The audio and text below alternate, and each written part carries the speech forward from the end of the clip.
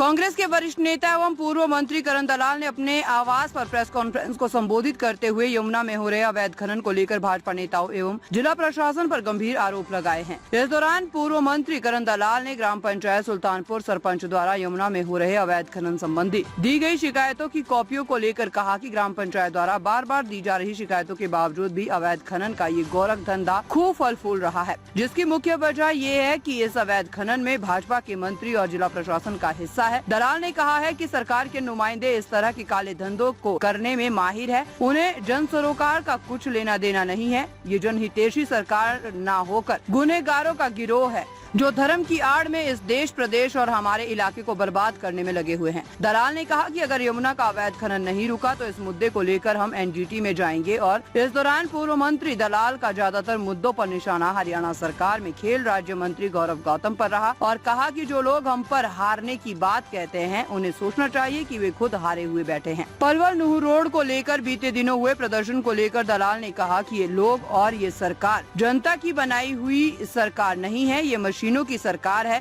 इसलिए ये लोगों की भावनाओं को नजरअंदाज करने में लगे हुए हैं, क्योंकि इन्होंने बेईमानी से हरियाणा में सत्ता हासिल की है और इसी वजह से ये अहंकार में चूर है। अन्यथा लोगों को पलवल नूह मार्ग जैसे स्टेट हाईवे जो एक महत्वपूर्ण मार्ग, उसके लिए सड़कों पर उतरना पड़ रहा है, जो यहाँ के भाजपा के नुमाइंदे के लिए शर्म की बात है। दलाल ने कहा कि यहाँ का मंत्री और जिला आयुक्त रोजाना संविधान की मर्यादाओं को कुचलने का काम कर रहे हैं। ये आए दिन संविधान का अपमान करते हैं और हर दिन संविधान की मर्यादाओं का उल्लंघन करते हैं। पलवल में मार्केट कमेटी के चेयरमैन की लिस्टों में हुए फेरबदल को लेकर दलाल ने कहा कि ये भाजपा नेताओं की धंधेबाजी है। ये लोग अपना धंधा बांटने में लगे हुए हैं और यही काम ग्राम पंचायतों में हो रहा है। इतना ही नहीं, पूर्व मंत्री ने कहा है कि भाजपा के स्थानीय मंत्री के सानिध्य में उनके चहेते लोग अवैध कॉलोनी काटने में लगे हुए हैं। जगह जगह अवैध कब्जे किए जा रहे हैं, जिसका हिस्सा यहाँ के मंत्री और प्रशासनिक अधिकारियों की जेब में जा रहा है। शहर की सफाई व्यवस्था के नाम पर करोड़ों का खेल खेला जा रहा है और इलाके की बहन बेटियों की शिक्षा और सुरक्षा के साथ खिलवाड़ हो रहा है। अपराध आए दिन बढ़ रहे हैं, लेकिन यहाँ की मंत्री इस सबसे अनजान बने बैठे हैं। करना पड़ रहा है, पदयात्रा लोगों ने निकाली। ये सरकार लोगों की बनाई हुई सरकार नहीं है, ये मशीनों की बनी हुई सरकार है। इसलिए लोगों के प्रदर्शन को ये बिल्कुल भी नजरअंदाज हमेशा करते हैं और ना इन्हें लोगों की भावनाओं का कोई डर है। अगर ये लोगों ने बनाए होते तो इन्हें लोगों का लिहाज होता, डर होता, क्योंकि ये तंत्र से बने हैं, क्योंकि ये बेईमानी करके हरियाणा में राज इन्होंने बनाया है। तो उसके घमंड में चकनाचूर होकर के चाहे कोई प्रदर्शन करे, वरना नूह मंडकौला रोड एक बहुत महत्वपूर्ण स्टेट हाईवे है, जैसे हमने स्टेट हाईवे बनाया था, और आज उसकी बदहाली के लिए लोगों को सड़कों पर आकर के डीसी को ज्ञापन देना पड़ता है। ये नुमाइंदे क्या कर रहे हैं? भाजपा के नेताओं के पास केवल धर्म का प्रचार करने के डिप्टी कमिश्नर यहाँ जो कानून के रहते हुए धार्मिक सम्मेलनों में हिस्सा नहीं ले सकता, कोई मंत्री किसी धार्मिक सम्मेलन में हिस्सा नहीं ले सकता, लेकिन संविधान की मर्यादाओं को रोज कुचलने का काम बीजेपी की सरकार करने में लगी हुई है।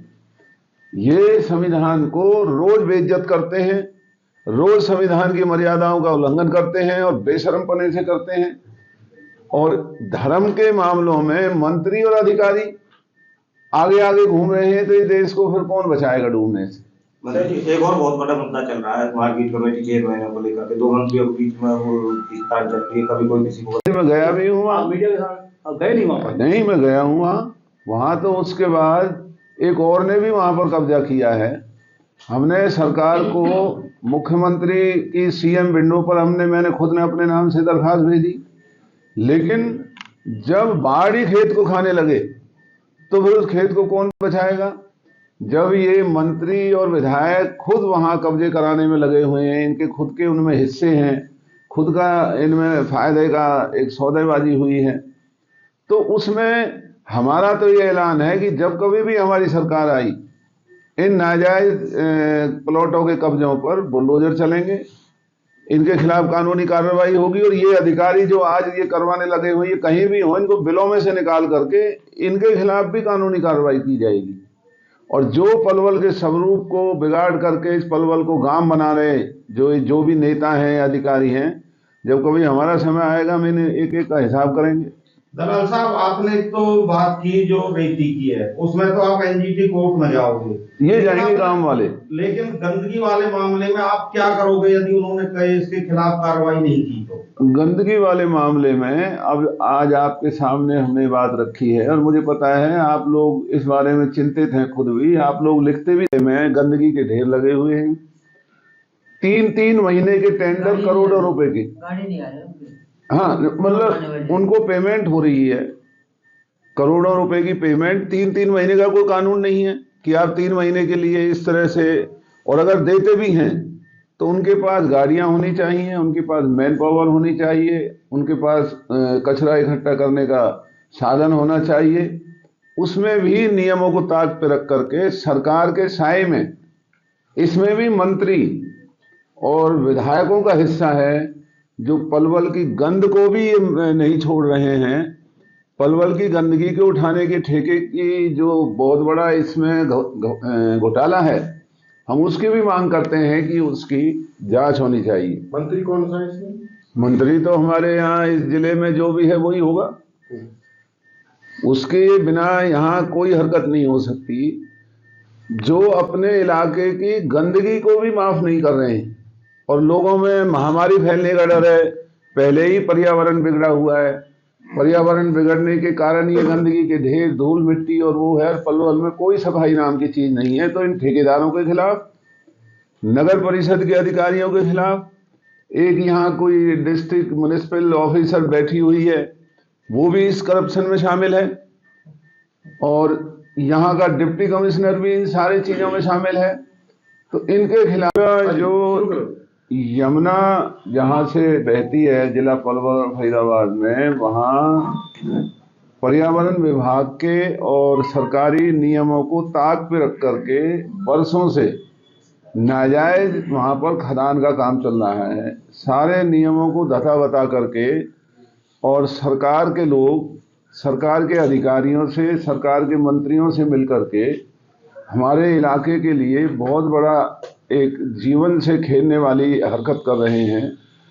यमुना के ऊपर नाजायज खुदाई का मुद्दा हमने पहले आपके सामने रखा था, आपने उठाया तो उसमें कार्रवाई थोड़ी बहुत हुई और वो उनको रुकना पड़ा।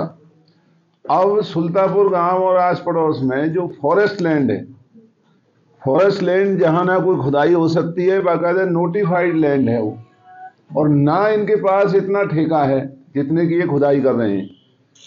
तो वहाँ दिन और रात बहुत बड़े बड़े ट्रक मशीनों से खुदाई करके हमारे इलाके के लिए खतरा पैदा कर रहे हैं। पहले ही किसानों की जो नुकसान जमना, लेकिन अगर कोई भला आदमी अपना घर भी बनाता है और रिश्वत नहीं देता है, उनके मकानों को तोड़ने का काम हो रहा है। पलवल जो हमने जिला बनाया था, और हम इसे हरियाणा का एक बहुत सुंदर इलाका बनाना चाहते थे, आज भाजपा के राज में नाजायज कॉलोनियों को काट करके जिला प्रशासन की मदद और सरकार की मदद से हमारे पलवल को एक गांव बना दिया है। ये एक जिला ना होकर के एक बड़ा गांव जैसा बन गया है। ना कोई सुविधाएं हैं, ना कोई राहत है, ना कोई सुनने वाला है, ना कोई देखने वाला है। और भाजपा के लोग धर्म की आड़ में लोगों को गुमराह कर रहे हैं और लोगों को बर्बाद कर रहे हैं। जब जिला की बात आप कर रहे हैं, 2008 में जिला बना था, उससे पहले ही कॉलोनियां कटी शुरू हुई थी 2007 में। मैंने उनको रोका था, आप याद करो, मैंने नाजायज कॉलोनियों को मैंने रोकने का काम किया था, चाहे मुझे अपने पद से हाथ धोने पड़े, चुनाव हारना पड़ा, लेकिन इस इलाके के हित में मैंने समझौता नहीं किया था और इस पलवल को एक नई दिशा देने का काम किया। और उस शक्ति की वजह से हुड्डा और उमेश जैसे इलाके पनपने शुरू हुए, और मेरे हटते ही जो भी यहाँ विधायक बीजेपी का बना है, जो भी विधायक बनकर के मंत्री बना है, उनका केवल एक ही काम है कि नाजायज कॉलोनी काटनी, ना वहाँ कोई सुविधाएं देनी, सरकार से उनको फिर मंजूर कराते हैं और अनाप शनाप धन बटोरने का काम हो रहा है।